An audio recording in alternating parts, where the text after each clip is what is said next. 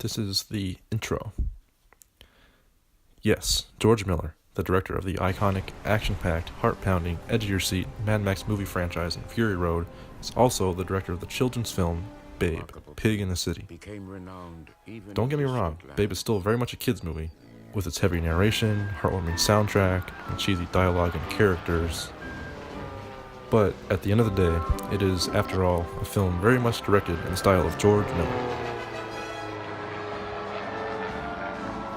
The purpose of this video is to compare George Miller's Mad Max Fury Road to George Miller's Babe, Pig in the City. So let's begin. There are 5 key ways that Mad Max Fury Road and Babe, Pig in the City are related. Number 1. Cinematography. One of the most noticeable similarities between both films is how they are shot. Both films use a similar sense of camera movement, such as quick camera tilts,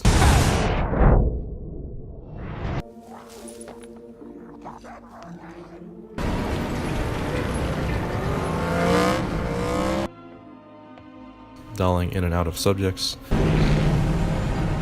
from all over, to open fairs, to demonstrate sheep herding. Besides, he grew up on a farm and had a fondness for pigs. intense zoom-ins,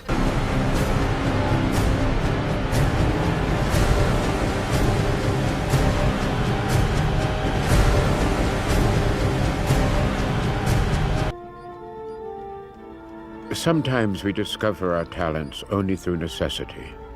Babe, who never used his nose for anything but the piggish pursuit of food, soon found he could make his way through the trickiest of smellscapes. All Babe's concerns, all the troubled voices in his head, were drowned out by one insistent moan.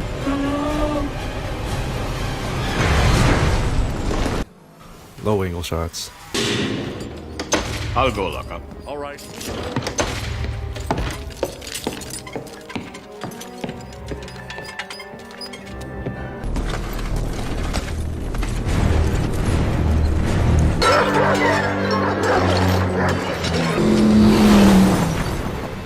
Another important aspect from cinematography that heavily relates between both films is number 2, lighting.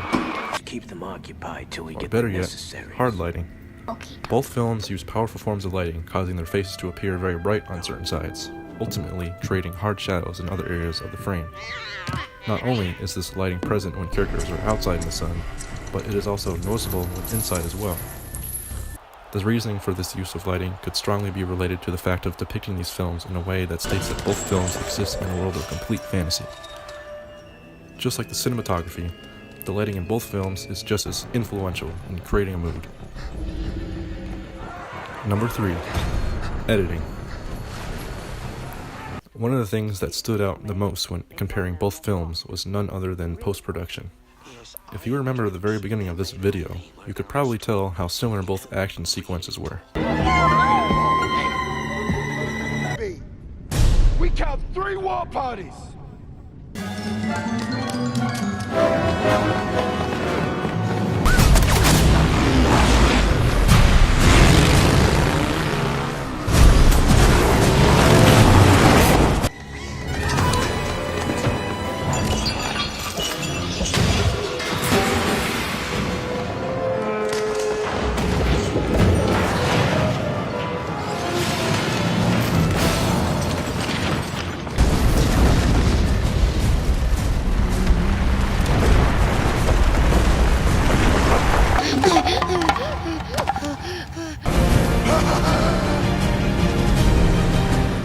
Not too many differences, right?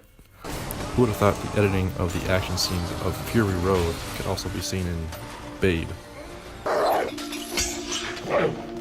break down the editing traits present in both films. Sped up action shots.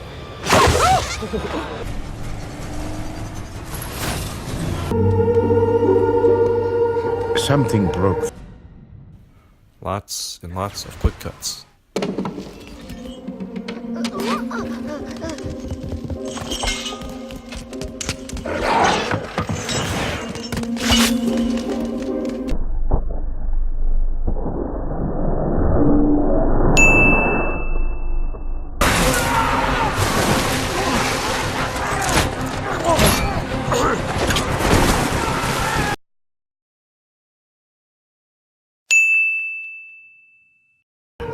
flickerings, Cutaways for fragments of flashbacks. his short life.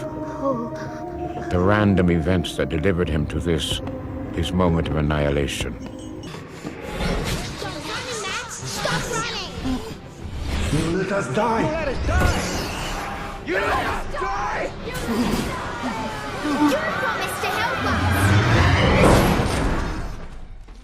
Lots of CGI and VFX. And when it comes to blending practical and digital, George Miller basically drops the mic on Mad Max Fury Road.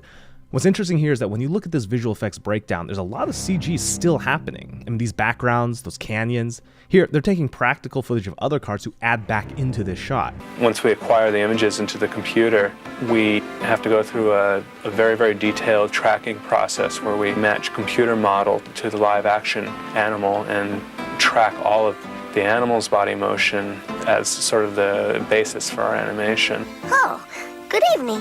Diegetic and non-diegetic music.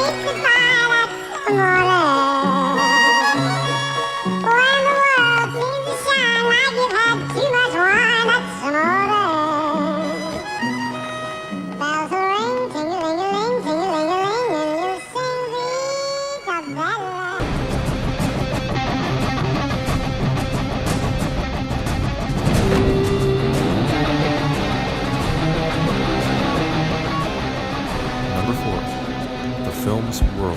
Another very important aspect for both films are the worlds they take place in, and the characters that are within them. Mad Max is known for its interesting and unique world and characters, which creates its own aesthetic that includes punk, goth, metal, fire, and a circus-like environment with crazy characters, all of which take place within this desert-filled, post-apocalyptic world. The same can be said about Babe, where as soon as Babe enters the city with his Mrs. Hodgett, I don't know if that's how you say it, we are immediately introduced to a very odd-looking city. The hotel they stay in is very oddly shaped. The layout of the city makes no sense, and on top of that, the characters are just wacky, with strange outfits to top it off. It's almost like the world of Mad Max taking place before any apocalypse. The time periods within both films are very hard to figure out as well. Although the costume design in both films might slightly differ due to the different worlds, the same intention of having very bizarre outfits is still present. Regardless, both worlds are a crazy circus. The characters in Fury Road do some wild circus-like acts such as... The same can be seen in Babe as well.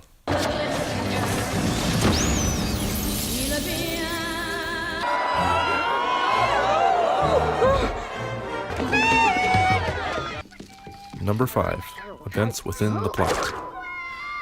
We've covered a pretty good majority for the look of the film, but there are also many similarities in terms of storytelling, occurrences within the plot, and particular patterns of filmmaking choices made by George Miller. These include narration. I tell myself, they cannot touch me. The first hazard for the returning hero is his fame. The adulation can spin you quite giddy. Coloring.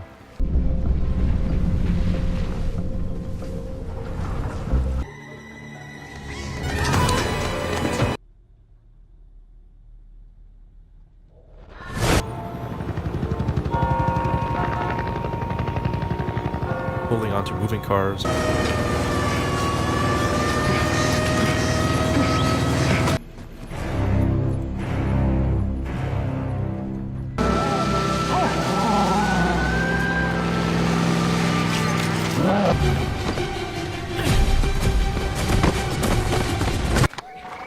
The use of poles.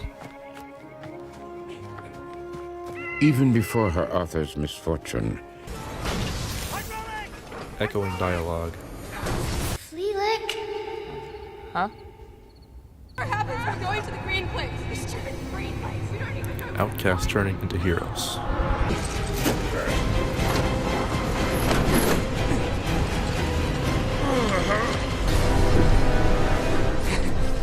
Why?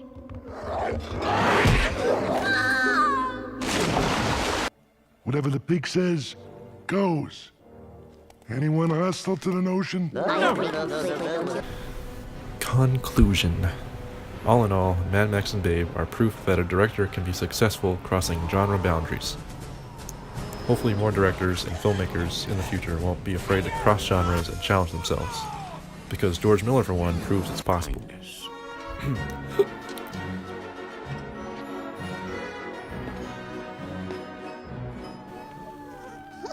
Don't forget to subscribe, make sure to like and comment, also hit the bell icon to get a notification for when I'm uploading my new video, and I'll catch you on the next one. This video is sponsored by Squarespace.